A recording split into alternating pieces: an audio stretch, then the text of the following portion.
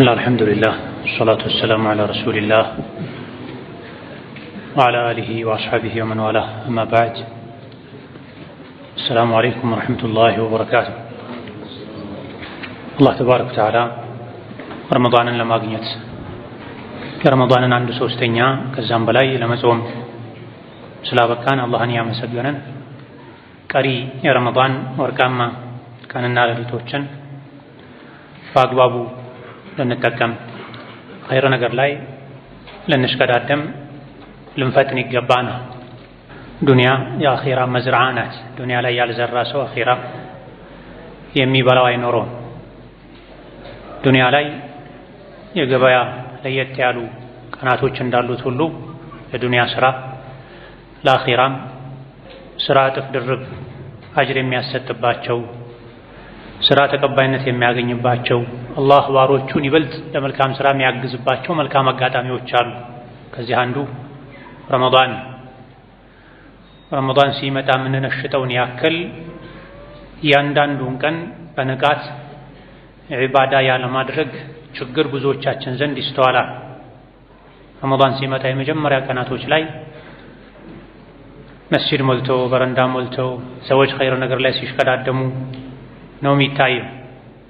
ከሶስት ከአራት ቀን በኋላ ከሳምንት አካባቢ ጀምሮ ደግሞ ሰዎች ወደ ኋላ የሚሸሹበት የሚያፈገፍጉበት፣ ከዛ በኋላ ደግሞ አሽረል አዋኺር ላይም ነጠላ ቀኖችን ብቻ እየመረጡ ወደ መስጂድ የሚመጡበት፣ ከዛ በተረፈ በገፍላ የሚያሳልፉበት ሁኔታ አለ። ይሄ አይገባም።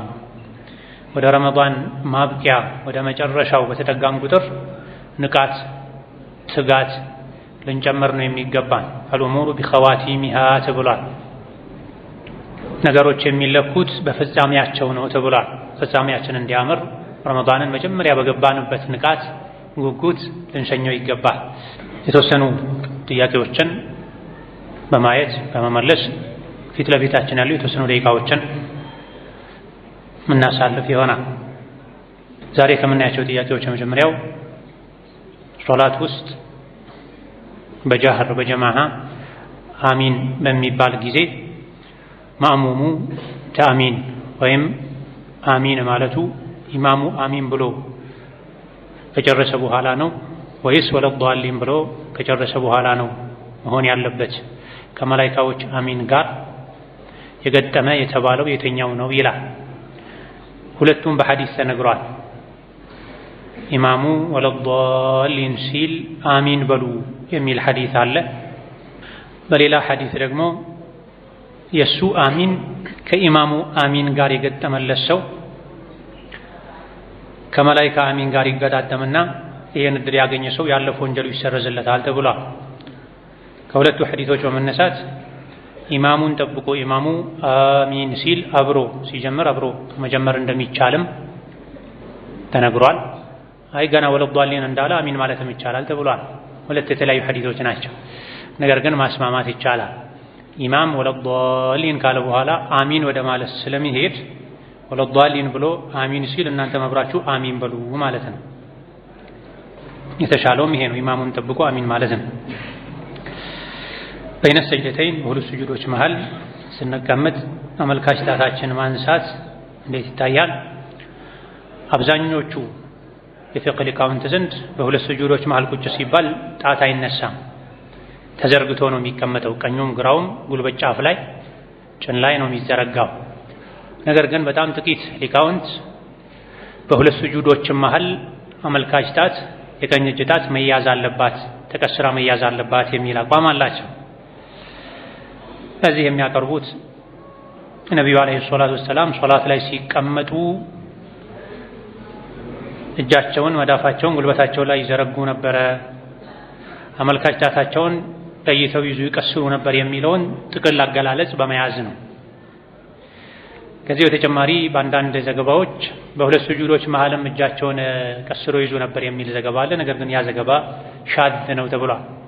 አብዛኞቹ የነቢን አሰጋገድ የገለጹ ሱሐባዎች በሁለት ስጁዶች መሃል እጃቸውን አመልካች ጣታቸውን ቀስሮ ይዙ ነበር የሚል የለም። ስለዚህ በላጩ ብዙ የፊቅህ ሊቃውንት አብላጫዎቹ የመረጡት በሁለት ስጁዶች መሃል ሁለቱም ጣቶች የጉልበት ጫፍ ላይ ነው እንጂ የሚዘረጉት እንደ ተህያቱ ወይም እንደ ተሸሁድ አመልካች ጣት ለብቻው ተቀስሮ አይያዝም። ጀማዓ ሶላት እንዳያመልጠኝ በሚል ተየሙም ማድረግ ይቻላል። ሽንት ቤት ላይ በህመም ለሚቆይ ሰው ለጀማዓ ተብሎ ተየሙም አይደረግም። ሶላት አልጀማዓ እንዳያልፈኝ ተብሎ ተየሙም አይደረግም። ውሃ እያለ ለጀማዓ ተብሎ ተየሙም አይደረግም። ባይሆን ወቅቱ ያልፈኛል ካለስ አንድ ሰው ነው ይሄ ላይ ተየሙም ማድረግ እንደሚቻል ተነግሯል። ይሄም ላይ የሊቃውንት ስምምነት የለም። የተወሰኑት የሶላት ወቅት ውዱእ እስካደርግ ድረስ ይወጣብኛል ደቂቃዎች ነው የቀሩት ካለ የወቅት ጉዳይ ከጧሃራ ጉዳይ ይቀደማል የሚሉ ሊቃውንት አዎ ተየሙም ማድረግ ይችላል። ሌሎች ደግሞ ከፊት እሱ በኩል ጉድለት እስከሌለ እስካልተዘናጋ ድረስ ተኝቶ ከነበረ ረስቶ ከነበረ ያለው ሰዓት ምንም ጠባብ ቢሆን ጧሃራውን አሟልቶ ቀስ ብሎ ይስገድ እንጂ ጊዜም ያልፈኛል ቢባል ተየሙም አይደረግም። ከወቅት ጧሃራ ይቀድማል ብላ አለክልሃል ሁለቱም ያስኬዳሉ። ወቅቱን በተመለከተ ጀማዓውን በተመለከተ ግን ይሄ አይባል። ጀማዓ ቢያልፍም ይለፍ እንጂ በትክክል በዑድር ሽንት ቤት የሚቆይ ሰው ለጀማዓ ብሎ ተየሙም ማድረግ የለበትም። ሽንት ቤት ላይ መቆየት ለወስዋስ ይዳርጋል፣ ለበሽታ ይዳርጋል። መብዛት የለበትም። በህመም ምክንያት የሚለው በትክክልም ስጋዊ ህመም ከሆነ ታክሞ ችግሩን መፍታት ነው። ስጋዊ ህመም ሳይኖር ወስዋስ ኖሮበት አንድ ሰው ሽንት አይቆምልኝም ያለ በየጊዜው ሽንት ቤት እየቆየ ጀማዓ ማስመለጥ ለወስዋስ ለበሽታ ይዳርጋል። ለሶላት አልጀማዓ ፈዲላ ትሩፋትን ማጣትን ስለሚያስከትል ችግሩን መቅረፍ ያስፈልጋል። ሌላኛው ጥያቄ ቁርአን በስልክ መቅራት ማክተም አጅሩ እንዴት ነው? ቁርአን ዋና መቀራቱ ነው የሚፈለገው። በቃልም ይቀራ በስልክም ይቀራ በተለመደው በታተመው ቁርአንም ይቀራ ዋናው መቀራቱ ነው። በቃሉም በስልክም በታተመውም 30ውን ጁዝ ከቀራ አንድ ሰው አክትመዋል ይባላል። ቁርአኑን ራሱን ይዞ መቅራቱ ነው የሚሻለው ወይስ ስልኩን የሚል ከሆነ ጥያቄው ይበልጥ ልብ የሚረጋጋው ቤተኛው ነው። ልብ የሚመከረው የሚገሰጸው የሚያስተነትነው አብዛኛውን ጊዜ የታተመውን ቁርአን በአክብሮት ከፍ አድርጎ አስቀምጦ እሱን ይዞ መቅራቱ አብዛኛውን ጊዜ ልብ ላይ የተሻለ ተጽዕኖ አለው። እኔ በስልክ ሲሆን ነው የሚመቸኝ የሚሻለኝ ያለ ሰው ለልብህ ይበልጥ ጠቃሚውን ማድረግ ትችላለህ። በምንም መልኩ ከተቀራ ከተኸተመ አክትሟል ይባላል። ቁርአን አክትመን ዱዓ ማድረግ ይቻላል። አዎ የሰሓባዎች ሱና ነው። አነስ ብኑ ማሊክ ይሄን ያደርጉ እንደነበረ ቁርአን በጨረሱ ቁጥር ቤተሰባቸውን ሰብስበው አክትመው ዱዓ ያደርጉ እንደነበረ ተነግሯል። አብዱላህ ብኑ አባስም ቁርአን ያኸተመ ሰው አጠገብ ቁጭ ብለው ዱዓ ይጠብቁ እንደነበረ ተነግሯል። ትንሽ ሰፋ ጠበቅ ያለ ኺላፍ ያለው ሶላት ውስጥ ሆኖ አክትሞ ዱዓ ማድረግ ይቻላል አይቻልም የሚለው ላይ ነው። ይሄም ቢሆን ከቀደምት የመካ ሙስሊሞች በደጋ ቀደምቶች ዘመን የተለመደ ነው። አሁንም ድረስ የሚሰራበት ነው። ሶላትም ላይ ይቻላል። ከሶላት ውጪ ሲሆን ደግሞ የሱሐባዎችም የታቢዒዮችም ተግባር ነው። ምክንያቱም 30ውን ጁዝ ቀርቶ ማክተም ትልቅ መልካም ስራ ነው። መልካም ስራ እየተሰራ መልካም ስራ ከተሰራ በኋላ ዱዓ መቅቡል ነው፣ ተወሱል ነው። መልካሙ ስራ ወደ አላህ መዳረሻ ነው። ስለዚህ 30ውን ጁዝ ቁርአን ቀርቼ አክትም ያለሁኝ ጾመኛ ጾም ላይ ሆኖ በተለይም ሲመሽ አካባቢ ሲደካክመው ሲያፈጥር ዱዓው መቅቡል ነው። ሐጅ ያደረገ ሰው የሐጅ መጨረሻ ላይ ኢስቲግፋር ያብዛ ተብሏል። ሶላት ጨርሰንም እንደዚሁ ኢስቲግፋር ይደረጋል። ከመልካም ስራዎች በኋላ አላህን ምህረት መጠየቅ ዱዓ ማድረግ መቅቡል የመሆኑ ዕድል ሰፊ ከመሆኑ አንፃር ዓመቱን ሙሉ ቁርአን ባከተሙ ቁጥር ለብቻም ይሁን ቤተሰብን ሰብስቦ ዱዓ ማድረግ የሰለፎች ሱና ነው፣ የሱሐባዎች ሱና ነው። ሌላኛው ጥያቄ ቁርአን ስንቀራ ስጁድ ቦታ ላይ ስጁድ ስናደርግ ሸይጣን ያለቅሳል የሚባል ሐዲስ እንዴት ነው? ናም የሰው ልጅ በመስገዱ እሱ ስገድ ተብሎ እምቢ በማለቱ ሸይጣን ይቆጫል፣ ያዝናል። ያ ወይለህ ይላል። የሰው ልጅ ታዞ ስጁድ አድርግ ስገድ ተብሎ እሺ ብሎ ሰገደ፣ ጀነት አለለት ታድሎ ይማነል ከላም። እኔ ደግሞ ስጁድ አድርግ ተብዬ እምቢ አልኩኝ፣ ወይኔ ጉዴ ፈላ፣ እሳት የኔ ዕጣ ፈንታ ሆነ እያለ ይበሳጫል፣ ይቆጫል ተብሏል። ታዲያ ይሄ ቁርአን ስንቀራ ስጁድ በምናደርግበት ጊዜ ብቻ አይደለም። ማንኛውም ስጁድ በሚደረግበት ጊዜ የሶላት ስጁድም የቁርአን ንባብ ስጁድም ይሁን ሸይጣን ይናደዳል። ስጁድ ሶላት ባበዛም ቁጥር አላህን እናስደስታለን፣ ወደ አላህ እንጠጋለን። በተቃራኒው ደግሞ ሸይጣን ይናደዳል፣ ሸይጣን ከኛ ይርቃል። ስለዚህ ቁርአን ከመቅራት ትሩፋት አንዱ ይሄ ነው ማለት ነው። ቁርአን በቀራን ቁጥር ስጁድ ቲላዋ ባደረግን ቁጥር ሸይጣን ከኛ ይርቃል። ሌላኛው ጥያቄ ሩኩዕ ላይ ስጁድ ላይ በአንዱ ስጁድ 3 ጊዜ ሱብሃነ ረቢ አልአዕላ ሱብሃነ ረቢ አልአዕላ ብዬ በሚቀጥለው ደግሞ 5 ጊዜ ማለት ይቻላል? ከመቻል አንፃር አው ይቻላል። የመጀመሪያው ላይ 3 የኋለኛው ላይ 5ም 7ም ይቻላል። ግን በላጩ የፊተኞችን ረካዓዎች ስጁዶች ቀጥሎ ካለው አንፃር ቀለል ማድረግ ነው። የፊተኛው ረካዓ ሁሉም ነገሩ ሁሉም ክፍሉ ረዘም ሲል ቀጥሎ ያለው ረካዓ ከፊተኛው ይልቅ ትንሽ ሲያጥር፣ ሶስተኛው ከሁለተኛው ይልቅ ትንሽ ሲያጥር ለሱናው የቀረበ ነው። ተቃራኒ መሆን የለበትም። የፊተኛውን አጠር አድርጎ ሁለተኛውን ረዘም ማድረግ ሱና አይደለም። ከዚህ አንፃር የፊተኛውን 3 ካደረጉ የኋለኛውንም 3 ማድረግ፣ አሊያ ደግሞ የፊተኛውን 5 አድርጎ የኋለኛውን 3 ማድረግ፣ አሊያ ደግሞ ከሆነም ሁለቱንም እኩል ማድረግ እንጂ የፊቱን 3 የኋለኛውን 5 ማድረግ የረሱሉ ሰለላሁ ዐለይሂ ወሰለም ሶላት ተመሳሳይ ነበር፣ ተያያዥ ነበረ። የፊተኛውን ካረዘሙ ሁለተኛውንም አንጻራዊ በሆነ መልኩ ያረዝሙታል፣ ትንሽ ግን አጠር ይላል። ግን የፊተኛውን አሳጥረው የኋለኛውን አያረዝሙም ነበር። ስለዚህ ሱናውን አልጠበቀም። ከመቻል አንፃር ግን አዎ ይቻላል። ይሄ ማድረጉ ሶላት አያበላሽም፣ አጅሩን አያጎድልም። ሌላኛው ጥያቄ ተሸሁድ ብለን ስንጨርስ ማሰላመት ፈልገን አመልካች ጣታችንን ብንለቀው ብናወርደው እንዴት ይታያል? አመልካች ጣትን ቀስሮ ከሌሎች ለይቶ ቀጥ አድርጎ መያዝ የሶላት ሀይአ ነው፣ የሶላት መለያ ነው፣ የሶላት አካል ነው፣ መገለጫ ነው።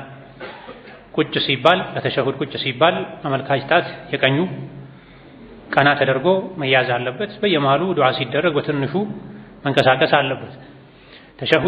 ተሸሁዱን ስንጀምር የተያዘው መለቀቅ ያለበት ከሶላት ስንወጣ የሶላት አካል ቁጭ እስካለን ድረስ ነቢዩ አለይሂ ሰላቱ ወሰላም ኢማም ሙስሊም መዘገቡት ሐዲስ እንዳለው ቁጭ ሲሉ የቀኝ እጃቸውን መዳፍ የቀኝ እግራቸው ጉልበት ላይ ይዘረጉ ነበረ፣ አመልካች ጣታቸውን ይዙ ነበር ይላል። ታዲያ ይሄ የተሸሁድ መገለጫ የሚያበቃው መቼ ነው? ቁጭ ብለን የምናከናውነው የሶላት ክፍል ሲያልቅ ነው። ተሸሁድም ቁጭ ተብሎ ነው፣ ማሰላመትም ቁጭ ተብሎ ነው። ስለዚህ መልቀቅ ያለብን ስናሰላመት ነው። ባይሆን ብዙ ሰዎች የሚፈጽሙት ስህተት ከማሰላመት ጋር በተያያዘ ልክ ተሸሁዳቸውን ሲጨርሱ ጉልበታቸው ላይ አሳርፎት የነበረ መዳፋቸውን እንደዚህ የማርገብገብ መሀል ላይ አጎንብሶ እንዲህ የማለት እንቅስቃሴ አለ።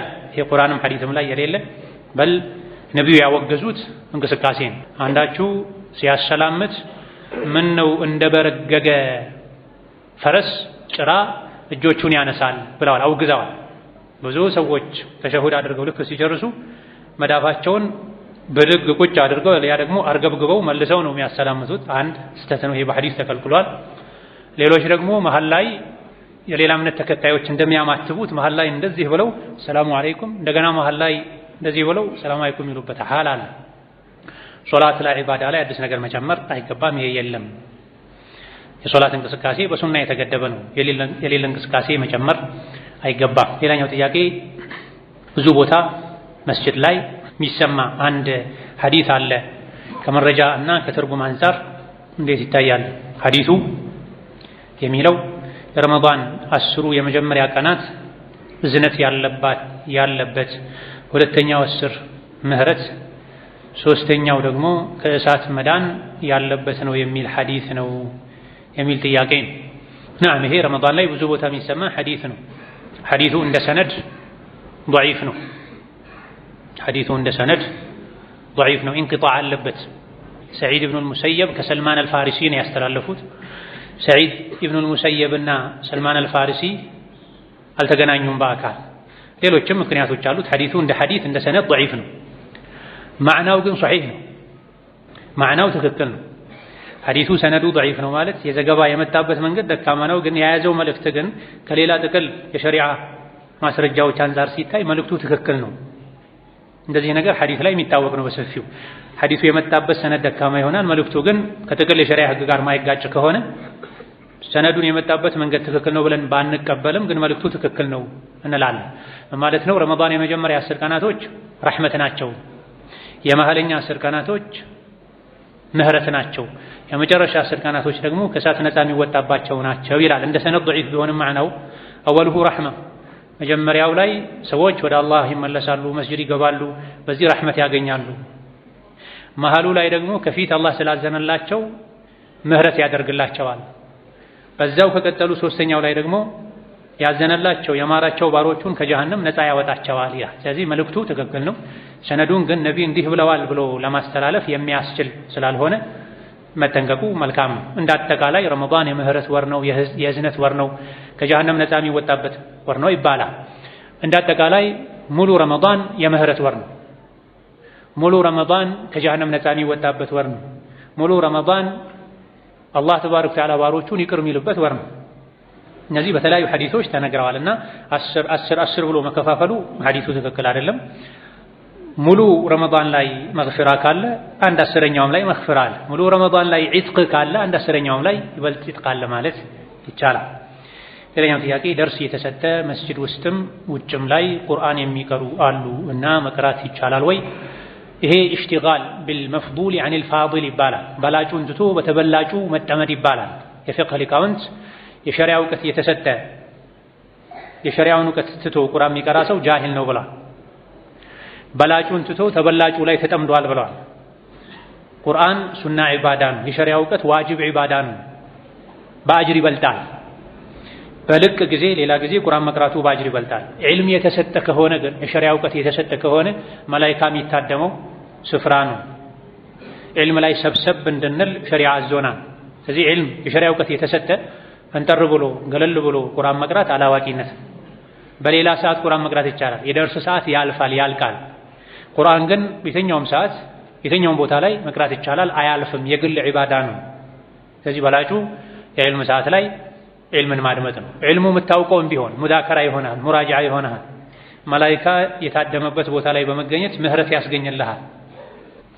ሌላኛው ጥያቄ እየሰገድኩኝ ያለ አልፈሳሁም፣ ግን የፈሳሁ ከመሰለኝ አቋርጬ ልውጣ ወይም ላድርግ? ነቢዩ ዓለይሂ ሰላቱ ወሰላም እነዚህ በሐዲስ ግልጽ መልስ ሰጥተዋል። አንዳችሁ እየሰገደ ሳለ ውዱእን የፈታ ከመሰለው ድምፅ እስካልሰማ ወይም ሽታ እስካልሸተተው ድረስ ከሶላቱ እንዳይወጣ ብለዋል። ይሄ ሶሒህ የሆነ ሐዲስ ነው። አንዳችሁ እየሰገደ ሳለ ውዱእ የፈታ ከመሰለው ወይ ድምፅ እስካልሰማ ወይ ሽታ እስካልሸተተው ድረስ አይውጣ ብለዋል። ሁለቱም ላይኖር ይችላል። ሽታ የሌለው ድምፅም የሌለው ሊሆን ይችላል። የፈለጉበት ምንድነው? ነብዩ አለይሂ ሰላቱ ሰላም መቶ እርግጠኛ እስካልሆነ ድረስ ይውጣ ነው። ሸይጣን መጥቶ መቀመጫው ድምፅ እንዳያወጣ ያደርገዋል የሚሉ አሳሮች አሉ። አንዳችሁ የሰገደ ሳለ ሸይጣን መጥቶ መቀመጫው ድምፅ እንዳያወጣ ያደርገዋል፣ ሶላቱ ላይ እንዳይቀጥል ማለት እንዲወሰወስ ማለት። ስለዚህ መጀመሪያ ውዱእን አስተካክሎ የገባ ሰው በጥርጣሬ በመሰለኝ አቋርጦ መውጣት የለበትም። አልየቂኑ ላ የዙሉ ቢሸክ የሚል ቃዒዳ አለ። ሌላኛው ጥያቄ በውዱእ ወቅት ብዙ ሰዓት እቆያለሁኝ ያልተዳረሰ የመሰለኝ ምን አይነት ውዱእ ላድርግ? ሱናና ዋጅቡን ይንገሩኝ ጀዛኩሙላህ ኸይር። እነዚህ ሁለቱም ከአንድ ሰው የመጡ ጥያቄዎች ናቸው። ወስዋስ ያለበት ሰው ጥያቄ ናቸው። ወስዋስ ያለበት ሰው ጥያቄዎች ናቸው። አየር ሳይወጣ ከታች ውዱእ ሳይፈርስ የፈረሰ ከመሰለው ውዱእ አድርጎም አላዳረስኩም ካለ ወስዋስ አለበት በእርግጠኝነት። ሸይጣን ለአንተ ሶላት ለአንተ ዲን አይጨነቅም፣ አያገባህም፣ ዞር በለው እንኳን በለው። ውዱእ የለህም ካለህ ሸይጣን፣ ውዱእ አላዳረስከም ካለህ ሸይጣን ወይም ካለሽ እንኳን ምን አገባህ አንተ ጠላቴ፣ ከመቼ ጀምሮ ነው ለእኔ ሶላት አንተ የምትጨነቀው በሉት ነው የተባለ። ስለዚህ የዚህ አይነቱ ጥያቄ መልሱ ሰፊ ማብራሪያ አያስፈልገውም። ከጠላት የመጣ ምክር ነው፣ እንኳን እሰይ በለው። እስከ መቼ? በእርግጠኝነት እንዳላዳረስክ ደረቅ ነገር እስካላየህ ድረስ። ውዱእን አንድ አካሉን አጥቦ ከጨረሰ በኋላ መልሶ የተጠራጠረ ሰው ተመልሶ መሄድ የለበትም። በተለይ ወስዋስ ያለበት ሰው፣ ምንም ወስዋስ የሌለበት ሰው አልፎ አልፎ ከገጠመው የተጠራጠረበትን መልሶ ያድርግ። የመወስወስ በሽታ ያለበት ሰው ግን ይሄን ማድረግ የለበትም። የመጨረሻው ጥያቄ ሙዓዝ ከነብዩ ጋር የዒሻ ሶላት ሰግዶ ሰፈሩ ሄዶ ዒሻን አሰገደ ተብሏል። ሁለቴ መስገድ ይቻላል ወይ የሚል ጥያቄ። ሁለቴ መስገድ ፈርዱን ከሆነ አይቻልም። ፈርዱን ራሱን በፈርዱ ንያ ሁለቴ መስገድ አይቻልም። አስሓቡ ሱነን አቡ ዳውድ፣ አነሳኢ ሌሎችም የዘገቡት ሐዲስ ነብዩ አለይሂ ሰላቱ ወሰላም አንድ ሶላት በአንድ ቀን ሁለቴ አይሰገድም አትስገዱ ብለዋል። አንድን ሶላት በአንድ ቀን ሁለቴ አይሰገድም ብለዋል። ነገር ግን ይሄን በሌላ እነ በይሀቂ በዘገቡት ሐዲስ ላ ሶላተ መክቱበተን ተብሎ ተምይዝ ተደርጓል። አንድን ሶላት ፈርድ ነው ብሎ ሁለቴ ደጋግሞ መስገድ አይቻልም ብሏል። ስለዚህ አንድን ሶላት እንደ ፈርድ ሁለት ጊዜ መስገድ አይቻልም። የፊተኛው ፈርድ ነው፣ ሁለተኛው ሱና ነው መድገም ፈልጋለሁ ከተባለ ግን የመጀመሪያው ላንተ ፈርድ ይሆንልሃል፣ ሁለተኛው ሱና ይሆንልሃል ስገድ ብለዋል። ስለዚህ ከነቢዩ ሁለቱም ተገኝተዋል። በአንድ ቀን አንድን ሶላት ሁለቴ አትስገዱም ብለዋል። በሌላ ጊዜ ደግሞ ስገድ፣ የፊተኛው ፈርድህ ነው፣ ሁለተኛው ሱናህ ነው ብለዋል። ታዲያ ሁለቱ እንዴት እናስማማው? ሐዲሱ አገላለጹ ራሱ አንድ ሐዲስ በተለያየ መልኩ የሚዘገብበት አንዱ ጥቅም አንዱ ላይ በጥቅሉ የተብራራው የተነገረው በሌላኛው ይብራራልና የነ በይሐቂ ዘገባ መክቱበተን ተብሏል። አንድን ሶላት ፈርድ ነው ብሎ ሁለቴ ፈርድ ብሎ መስገድ አይቻልም፣ ክልክል። የፊተኛው ፈርድ ሁለተኛው ሱና ከተባለሳ ይቻላል። ነብዩ ሰለላሁ ዐለይሂ ወሰለም ሐጅ ላይ ያሉ መስጂድ አልኸይፍ ላይ ሰግደው ሲያሰላምቱ ከኋላ ጥግ ላይ ሁለት ሰዎች ቁጭ ብለው አገኟቸው። ኢለየ ቢሂማ አምጡልኝ እነዚህ ሰዎችን አሉ። ተነስተው ሲያመጧቸው አናታቸው የተንተከተከ ምሳሌው ያነጋገር ነው። ደንግጠው ልባቸው የመታ ነቢ ጋር መጡ። ለምን አሰግዱም ሲሏቸው አይ ቤታችን ሰግደን የመጣ ነው፣ ቤታችን ማለት የሁጃጆች ማረፊያ እዛ ሰግደን የመጣ ነው ለዛ ነው ሲሏቸው፣ ቢሆንም አንዳችሁ የአካባቢው መስጂድ ላይ ሰግዶ ጀማ የሚሰገዱበት መስጂድ ሲገባ ድጋሚ ሰዎች ሲሰግዱ ካየ ይስገድ፣ የፊተኛው ፈርዱ ነው፣ ሁለተኛው ሱና ይሆንለታል ብሏል። በሌላም አጋጣሚ አንድን ሰው ለብቻው ከኋላ ቁጭ ብለው ሲያዩት አንተ ለምን አሰግድም አለስተ ረጁለን ሚነል ሙስሊሚን አንተ ከሙስሊሞች አይደለህም እንዴ ሙስሊም አይደለህም ለምን አሰግድም አሉት። አይ እኔ ሰግጄ ነው ሲላቸው አይ ሰግደህም ቢሆን ሰግጄ ነው አትበል፣ ደግመህ ስገድ ሰው ሲሰግድ ካየህ ብለዋል። ነገር ግን ሸርጡ በጀማዓ መሆን አለበት፣ ሁለተኛው እንደ ሱና መቆጠር አለበት። እነዚህ መስፈርቶች ከተሟሉ አንድን ጀማዓ አንድን ሶላት ሁለት ጊዜ ቢሰገድ ችግር የለውም። አንዳንዶች መግሪብ ሁለት አይሰገድም የቀን ዊትር ስለሆነ ብለዋል። ነገር ግን ራጅሑ ሙጥለቀን ሁሉም ሶላት ጀማዓ ከተገኘ ሁለቴ ቢሰገድ ችግር የለውም። هذا والله تعالى أعلم። نزاري بزينا بقالن يذكروتن إن شاء الله هود يمن ملس يونال وبالله التوفيق والسلام عليكم ورحمة الله وبركاته.